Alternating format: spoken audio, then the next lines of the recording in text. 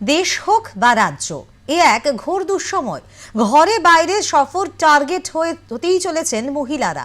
আরজি করের ঘটনাকে ভুলতে পেরেছেন এ আবহেই দক্ষিণদ্বারে ইউথসের এবারের পুজোর থিম দহন।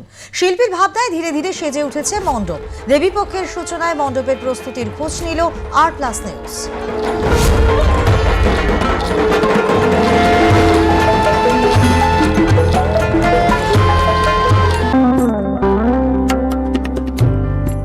দক্ষিণদ্বারে ইউথসের 25তম বর্ষ, যে 25তম বর্ষে সমাজে তারা একটা বড় বার্তা নিয়ে আসছে এবং যে সমস্ত মহিলারা সমাজে, বিশেষ করে যাদের ওপরে অ্যাসিড আক্রমণ করা হয়, সেই চিত্রটাকেই মূলত ফুটিয়ে তুলেছে দক্ষিণদ্বারে ইউথস তাদের 25তম বর্ষে।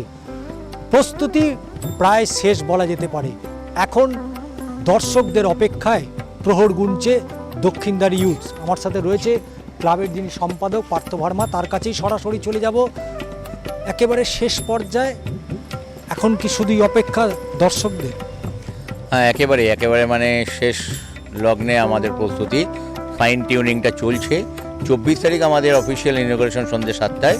তারপর থেকে দর্শক সাধারণের জন্য আমাদের মণ্ডপ আমরা ওপেন করে দেবো। এখানে বিভিন্ন ধরনের আয়না ব্যবহার করা হয়েছে।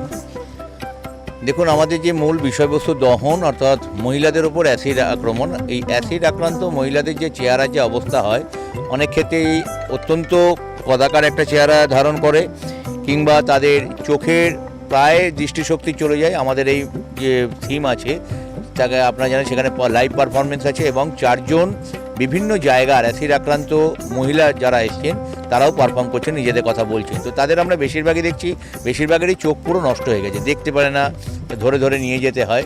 তো তারা আর কোনোদিন ওই আয়নাগুলোতে নিজেদের চেহারা দেখতে পাবে না, বা যাদের চেহারা এমন কুৎসিত হয়ে গেছে যে আয়না তারা দেখতেও নিজেদের চেহারা ভয় পায়। যেহেতু তার মানে আয়নার ব্যবহার আর তাদের কাছে নেই, তাই আমরা সভ্য সমাজ, আমরা তাদের যেহেতু মুখটা নষ্ট করে দিয়ে আয়নার ব্যবহারটাই তাদের কাছে গুরুত্বহীন করে দিয়েছি, তাই আমরা সমগ্র আয়নাটাকে ঢেকে দিয়েছি, যে আয়নাতে সুন্দর মুখ দেখার আর প্রয়োজনীয়তা আমরা উপলব্ধি করছি না, তাই জন্য এটাও পুরোপুরি আমরা ঢেকে দিয়েছি।